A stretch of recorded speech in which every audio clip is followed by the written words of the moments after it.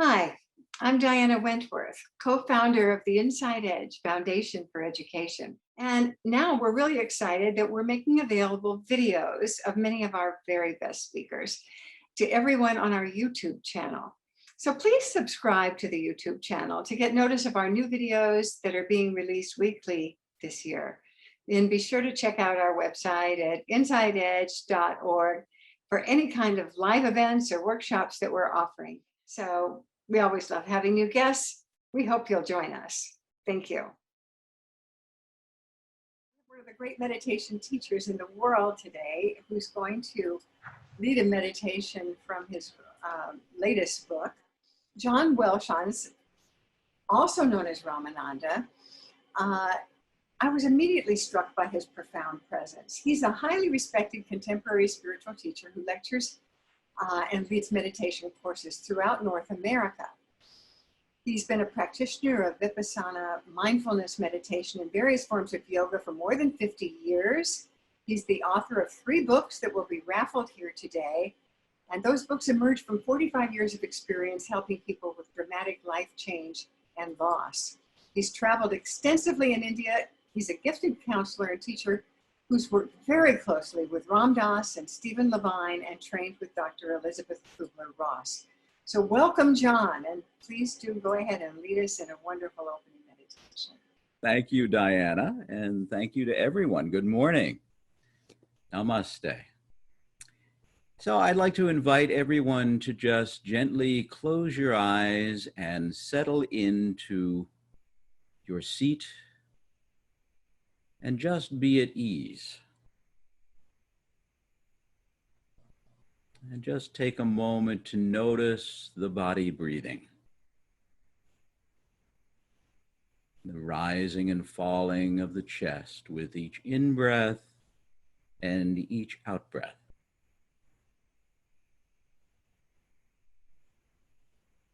And feel the breath flowing into the heart as if there's a third nostril, a beautiful opening in the center of your chest.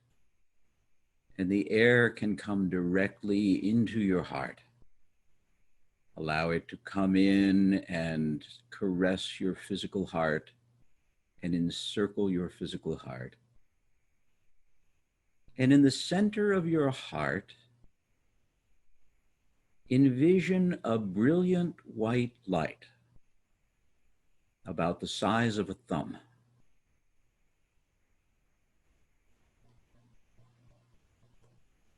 This is called in India the Hridayam, the spiritual heart. And allow that light, which is brighter than 10,000 suns, the light in the core of your being, to begin to grow and expand outward until the light in the center of your being begins to illuminate your entire chest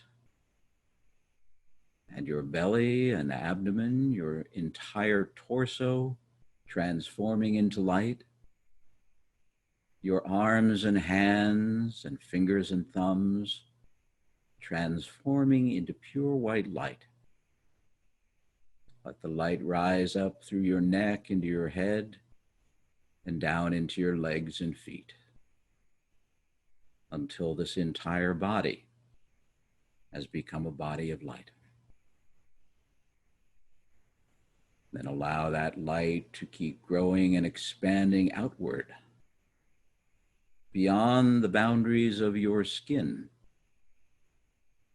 until it grows to the point that it fills the entire room you're sitting in. Just you sitting in the center of pure, white, radiant light.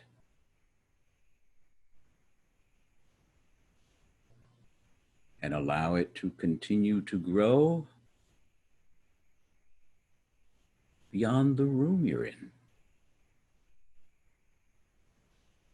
till it flows out in all directions, blessing your community, feeling your connection in this light to each other, to everyone on this call this morning, to your neighbors, ultimately to our entire planet.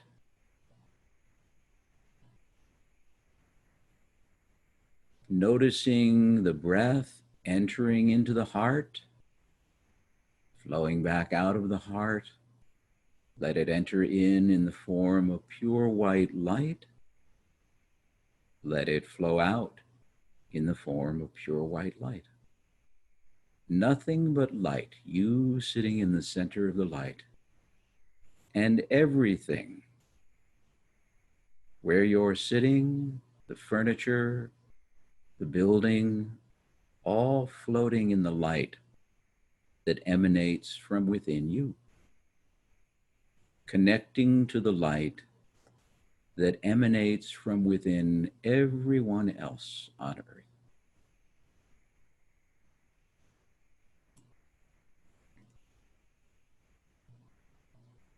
And continuing to breathe in light and breathe out light. When it feels comfortable to you, take a few moments just resting in the light of pure awareness and connection. And then allow your eyes to begin to gently open, slowly and gently, so it's an easy transition from meditation into regular waking awareness. Thank you. Thank you. That meditation comes from John's latest book, which is One Soul, One Love, One Heart. Now I'm going to turn it back over to you, John, to begin your presentation. So we're so looking forward to this. Thank you. Oh, great. Thank you, Diana, and thank you to everyone this morning. It's just so nice to be with you all. It's interesting to revisit. This is actually the 10th anniversary of the publication of When Prayers Aren't Answered. And I think it's an interesting reflection because when I began writing it, I was actually inspired by a dear friend who we were having breakfast one morning, and I was telling him about a presentation I had done for a Center for Spiritual Living in the San Diego area. And this was probably about 12 years ago. And I asked them what they wanted me to talk about. And they said, well, this is our month to talk about prayer. So maybe you can deal with some aspect of prayer. And given the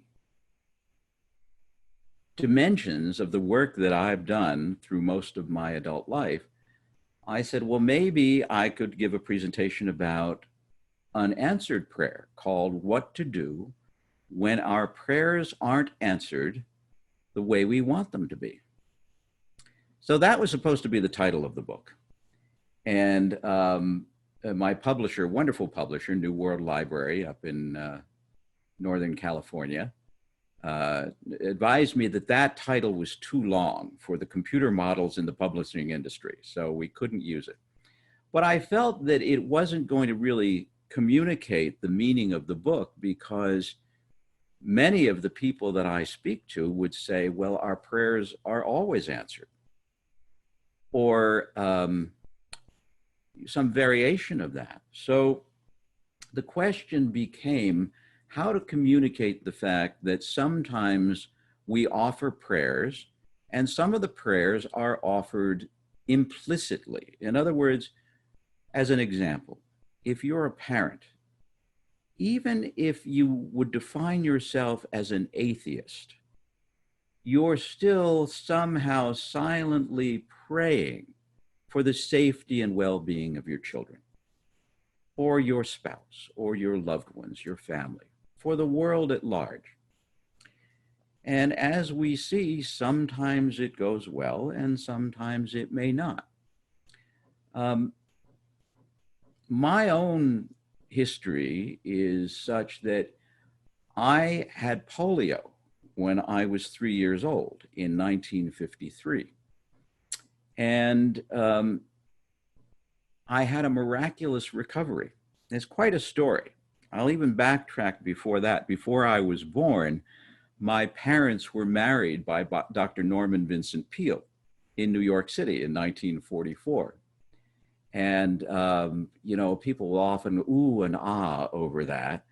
And I really have to let them know, out of fairness, that were he alive today, I'm sure Dr. Peale would say that my parents were the most difficult couple he ever dealt with. They certainly were the most difficult couple I ever dealt with. And but that as a grounding, Dr. Peale's influence as a grounding in my life, very influential in my father's life. And his book, of course, The Power of Positive Thinking, one of the first books my father gave me as I was growing up. He said, here, read this. So then I contracted polio. So I am very familiar with pandemics. And when I contracted polio, my parents went to the doctors, and the doctors said to them, your son is going to die. There's a 99% chance that he will die. If he doesn't die, there's a 95% chance that he will spend his life in an iron lung. And miraculously, through prayer, because my father said to the doctors, there must be something we can do, one of the doctors finally said, pray. You can pray. So my father, who was quite an entrepreneur, got on the phone and called everybody he knew, his family, his friends, his business associates, and asked them to pray for me in whatever tradition they practiced. And within a couple of days, he had over 200 people praying regularly. And one night he had a vision of Jesus standing next to my bed in the hospital with his hand on my forehead, smiling. And my father woke up and he said, that's got to be good. Ran into my mother and woke her up and said, don't worry, John is going to be okay. 20 minutes later, there was a phone call from the hospital at 2:20 a.m. And the nurse on the other end of the phone said, Mr. Welshons, there has been a miracle. Your son's fever has broken. He's awake. He's alert. There doesn't seem to be any significant paralysis. And he's demanding pancakes. And I still love pancakes. So I have that as the groundwork of this life for me. So I think that that awareness, even though it happened when I was 3 years old, was something that directed me toward the spiritual life. And then when I was 11 years old, my parents, who had been very serious alcoholics before I was born, resumed their alcoholic behavior. And our home literally turned from what I thought was a very happy home into a hell realm in the blink of an eye. Because my father was one of those people who, he was the nicest guy on earth when he was sober. When he drank, he was one of the meanest people you'd ever encounter. So I went through my teenage years praying constantly that sanity returned to our home. And it didn't happen until my mother died when I was 18 in 1969. Now, there's an old story that I like to tell sometimes. You may have heard it. The story about the farmer who owns a beautiful horse, and his neighbor loves the beautiful horse. So the neighbor comes over to visit the beautiful horse every day. One day, the neighbor comes over and the horse is gone. And the neighbor says to the farmer, "Where is your horse?" And the farmer said, "Oh, he ran away." And the neighbor said, "Oh, that's terrible." And the farmer said, "You never know." Next day, the neighbor looks out his window and he sees the beautiful horse in the yard with another horse, another beautiful horse. He comes over and he says to the farmer, "Your horse is back and you seem to have a second horse. What happened?" He said, "Well, the horse ran away, but he came back with this beautiful female horse." Neighbor says, "That's wonderful." Farmer says, "You never know." Next day, the farmer's son is endeavoring to ride the new horse, and she throws him, and he falls off and breaks his leg. Now the neighbor sees the son in a cast on crutches, and he comes over and said, "What happened to your son?" He said, "Well, he was riding the new horse, and the horse threw him, and he broke his leg." And the neighbor says, "That's terrible." The farmer says, "You never know." Next day, the army comes through and they're conscripting all the young men to come into the army to go to war, but they don't take his son because he has a broken leg. Neighbor comes and he says, "I see the army didn't take your son." The farmer says, "That's right, he has a broken leg." Neighbor says, "That's wonderful." The neighbor says, "You never know." And it goes on and on and on and on. And the point is that sometimes, and we were reflecting in the initial question that Diana asked, that she posed, have we grown from the difficulties and challenges in our life? And the responses were mostly positive, but some not so sure, or when it happened, yes, but I wasn't aware of the benefits when it was happening. It was just painful. Or maybe, no, I haven't grown. So when I was writing When Prayers Aren't Answered, I was really looking at my own life and the lives of many other people, because I've observed some very interesting things over the course of my life.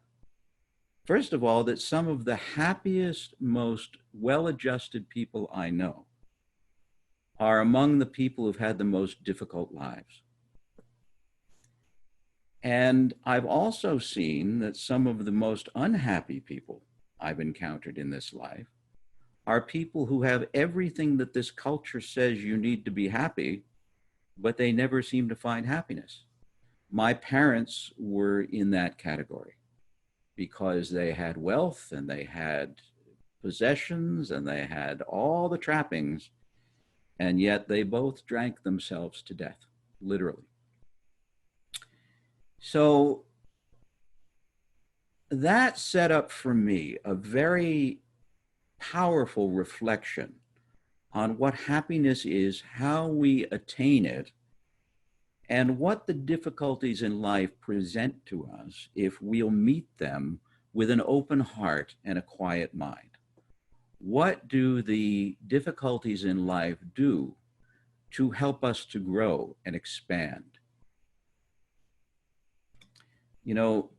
When I first wrote the book and I was traveling around and speaking about it frequently, I was speaking in churches and spiritual centers and to spiritual communities. And a lot of people, were put off by the title of the book. Even my editor at New World Library was, when she asked me, well, what is this book about? I said, well, it's about how to understand when we don't get what we want, how to understand that in a positive way. And she thought for a moment. She said, well, people don't want that. They want a book about how to get what they want. And I said, I understand, but it doesn't always come.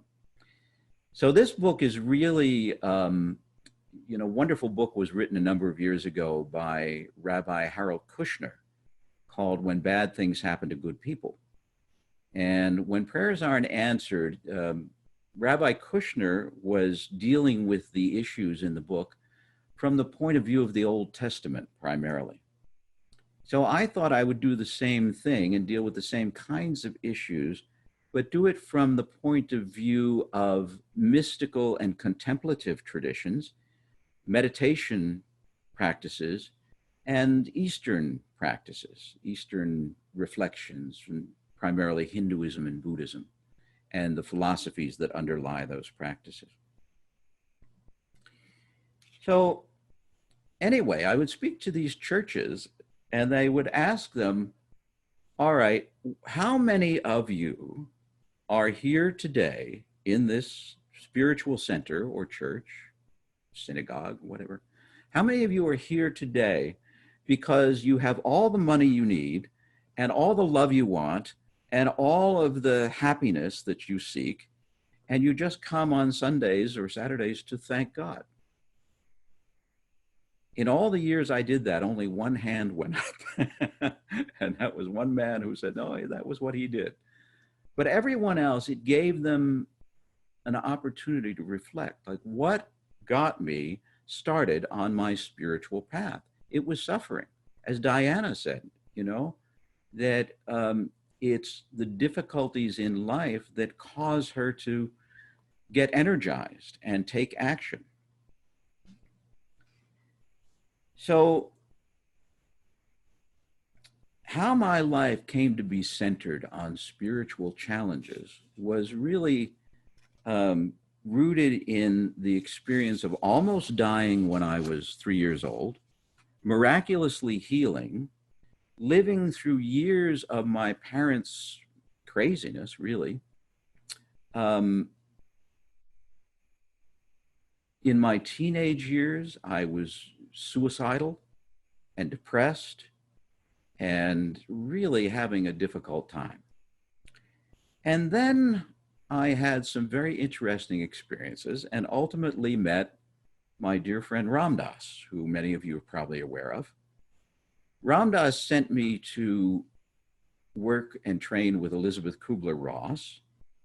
And at the same time, I met and started working with a fellow named Stephen Levine, who wrote a wonderful book called Who Dies back in the 1970s. And in the 90s, wrote a wonderful book called A Year to Live.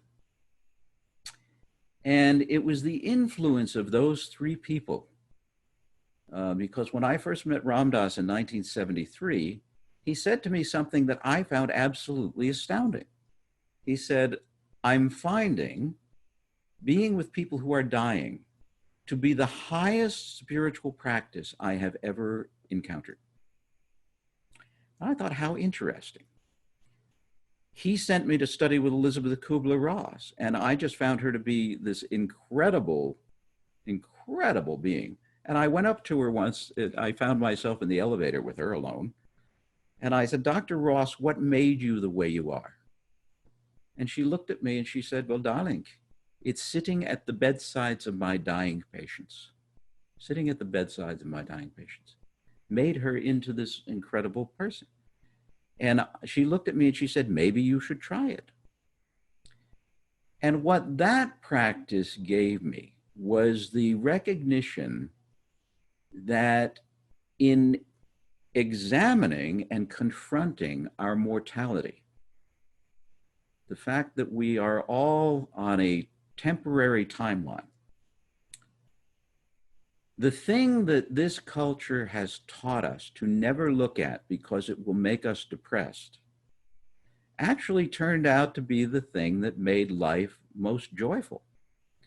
First of all, what we often encountered with people who were dealing with a terminal illness, and this, wasn't a majority of the time, but a significant amount of the time, the person we were working with would tell us something like, I've never felt as alive as I do since I found out I have cancer, or whatever the disease was.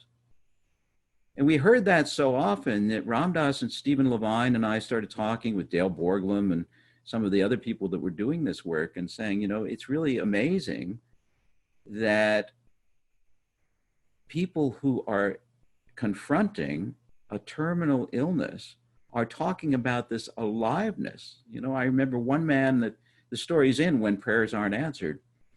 I was working with him in Tallahassee, Florida, when I was in graduate school in the 1970s. And I was trying to understand what he was saying. He said, when you know you only have a finite amount of time on earth, everything begins to look different and your priorities change. You realize you don't have time to be depressed. You don't have time to be unkind. You start to see sights you've never seen before. You hear sounds you've never heard before. You smell smells you've never smelled before. You taste tastes you've never tasted before. Everything starts to look like great art and sound like great symphonies. I remember him saying, you know, the brownies that my daughter made for me this morning were so delicious they made me cry. So we were talking about that and saying, wow, what a blessing to have that kind of awareness. And is it required that we are facing our own death in order to have that kind of awareness?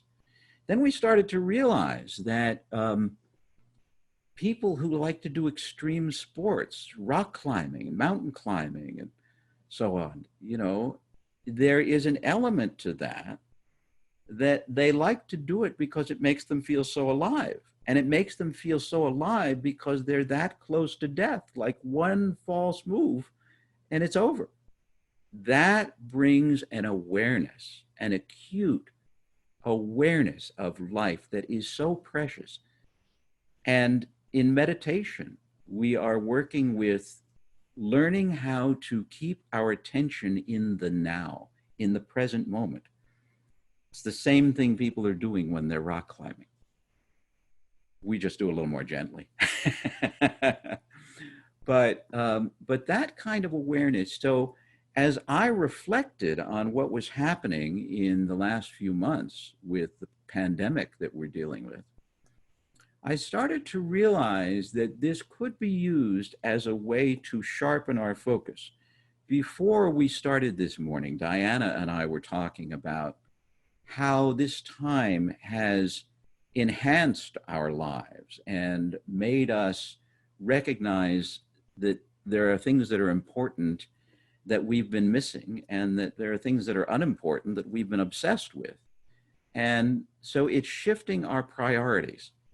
The first thing that I noticed during this pandemic, when we all went into isolation, I live in New Jersey, was how quiet the world was. There was nobody on the roads. There were no airplanes in the sky. And it was, you know, I've learned that there is this beautiful, pristine silence after a blizzard, if we have a big snowstorm in the winter, because everything stops. Well, this pandemic caused everything to stop. And it allowed us so much more time for meditation and spiritual practice and surrendering to understanding that there are certain things beyond our control. You know, when I was looking at the book, as I was getting ready to speak with you today, I was looking at some of the prayers or some of the statements that I included in the book. And there's one right in the beginning from the great philosopher poet, Rabindranath Tagore, the Indian philosopher. And I encountered it while I was writing the book, and it was the perfect opening for When Prayers Aren't Answered. And he said, let us not pray to be protected from dangers, but to be fearless when facing them. Let us not pray to be protected from dangers, but to be fearless when facing them. You know, there's a great Tibetan Buddhist teacher named Chogyam Trungpa Rinpoche. He founded Naropa Institute in Boulder, Colorado. He was the teacher for Pema Chodron, who many of you probably know, a wonderful teacher who deals with these issues, the issues of disappointment and fear and challenges in life, so beautifully.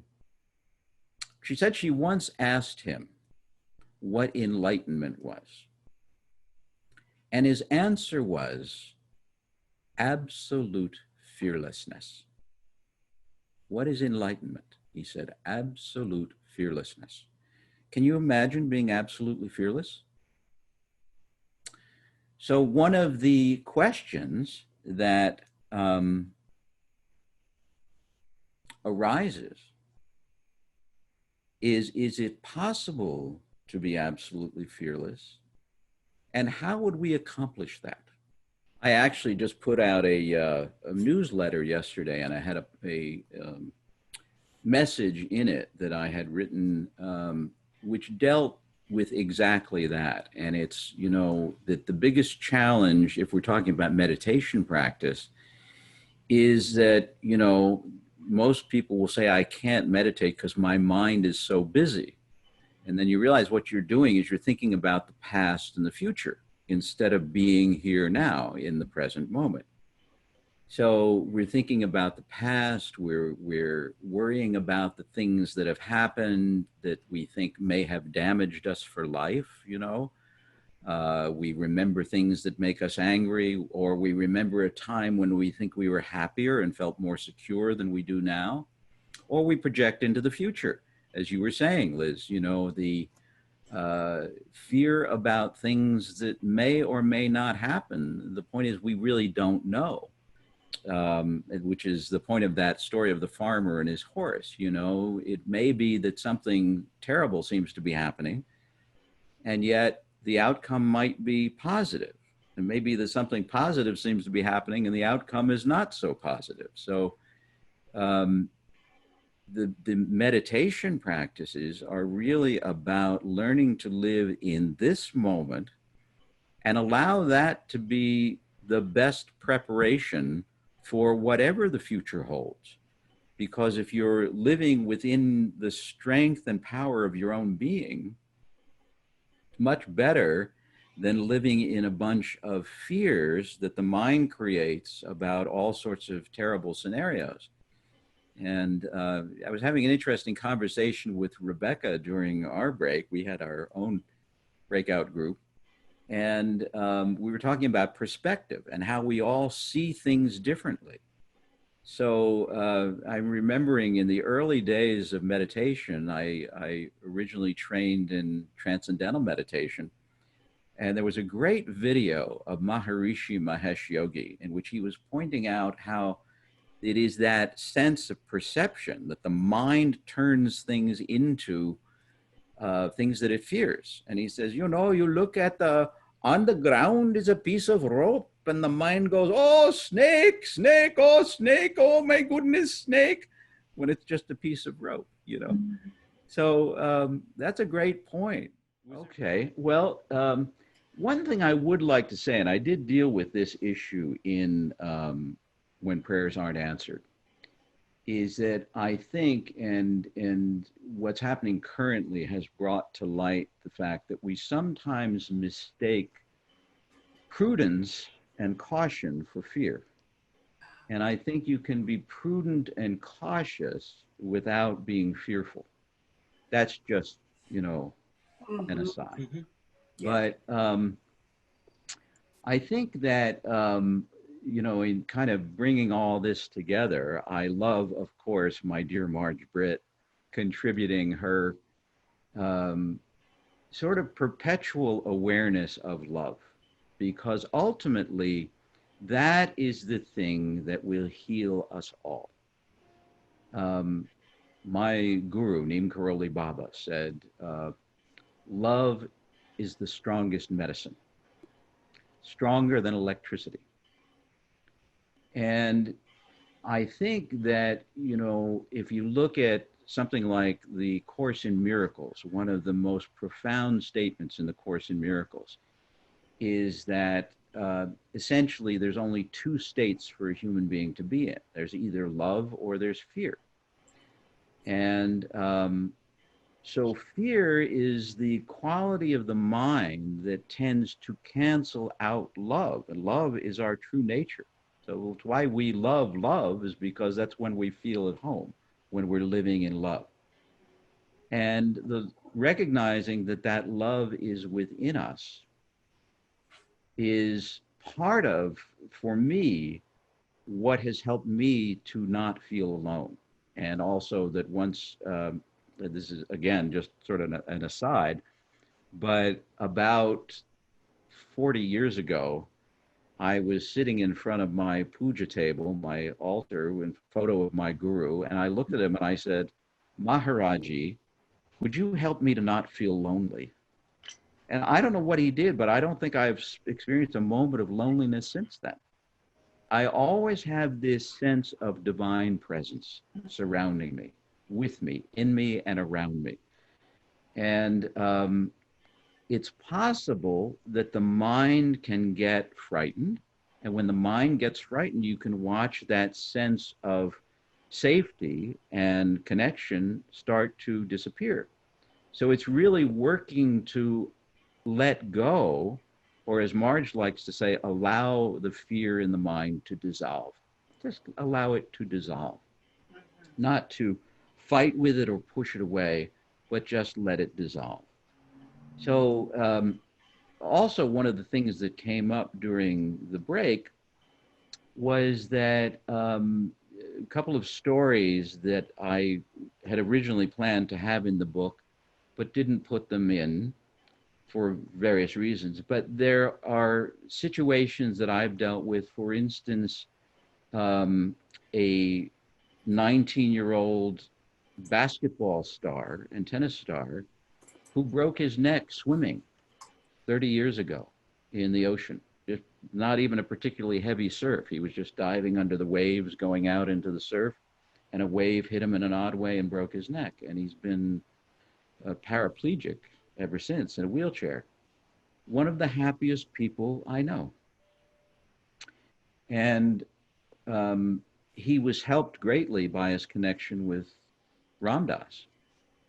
But Ram Dass said to him something that I think was very meaningful. He said, he came in to see him in his hospital room one day, and Ram Dass said, you know, you have a choice. And the choice is you can spend the rest of your life feeling victimized and feeling like life did you a dirty trick. And we'll support you in that, you know, that would be reasonable. Or, he said, you can spend the rest of this lifetime finding out who you are that isn't your body. Because you've spent your entire life thus far getting rewarded by the physical abilities that you have in tennis and basketball, and now you can't do that anymore. So that really became a great teaching for me as well. You know, every now and then I was talking in a way that might have sounded a little cavalier about our confrontation with our own aging and mortality. But I've been experiencing for many years now, you know, looking in the mirror and saying, who on earth is that? You know, how did I get it? I don't look that way. What's this? What happened to my hair? I used to have a nice big afro and it was brown. And, you know, I find that to be a great reminder that when I look in the mirror and I see this body changing, I might not feel that much different, but, you know, sometimes I notice my knees are a little creaky, or my hips or my back or something like it. It's a reminder. It's like Ram Dass, in the last years of his life, someone had given him a big hourglass and he kept it on his dining room table. And every morning when he came down to breakfast, he would turn it over and we would watch the sand passing through the hourglass. And he would look at that and I'd say, this could be the day. And he'd say, yeah, you never know. Never know. You never know. Well, we're just winding down. We would love for you to, if there's something you want to say to complete your presentation, and we'd love to hear what's going on with you, how we can stay in touch with you, anything else that you'd like us to know. Great. Well, I am doing pretty much everything on Zoom these days. And I have a Wednesday night meditation gathering, which is sponsored by a venue here in New Jersey where I live. but it's called Van Vleck House, and you can reach it at Van Vleck, VANVLECK.org. And you can sign up and join us tonight if you like. My website is either onesoulonelove.com, ONESOUL, ONELOVE.com, or just johnwelshons.com. It will take you to the same place. And on there, you can look up my schedule and see the things that are happening. And I'm posting all of the Zoom activities on there. And I'm working on a book about Ram Dass. Oh, are you? How wonderful. Yeah, I'm I know you enjoying had a very long association with him. 47 years. That's amazing. Yeah. So we are so delighted that you were with us. Well, I invite you all to just once again, for the first part of this exercise, gently close your eyes.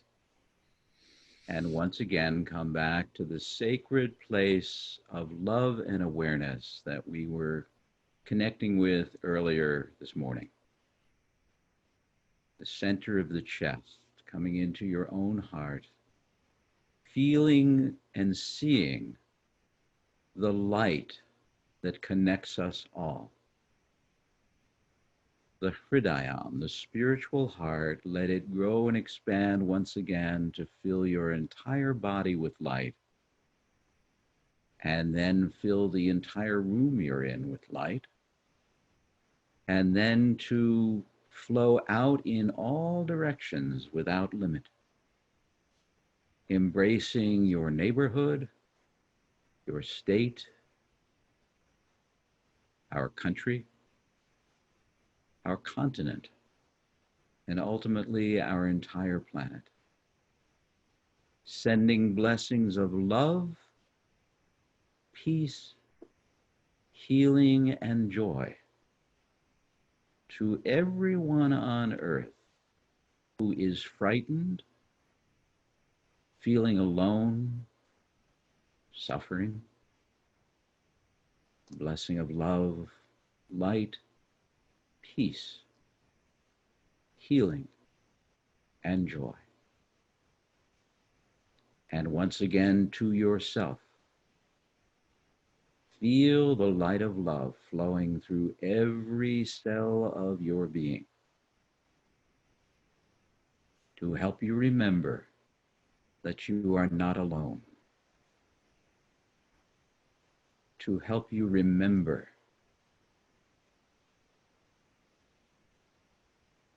the source of eternal love with you, in you, and around you, always. Eternal, infinite, unconditional love.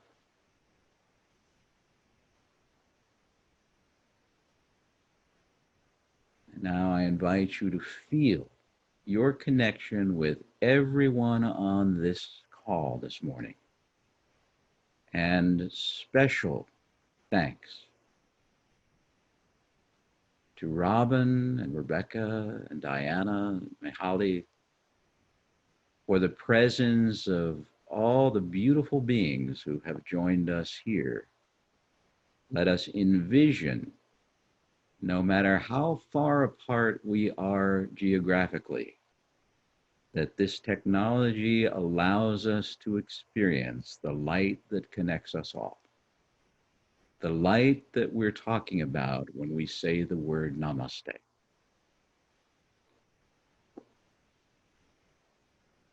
And then I invite you to gently open your eyes